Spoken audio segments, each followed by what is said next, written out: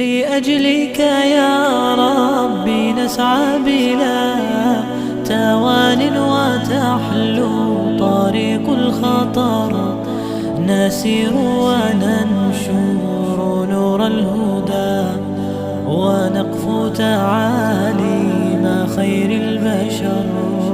لأجلك يا ربي نسعى بلا توان وتحلو طريق الخطر، نسير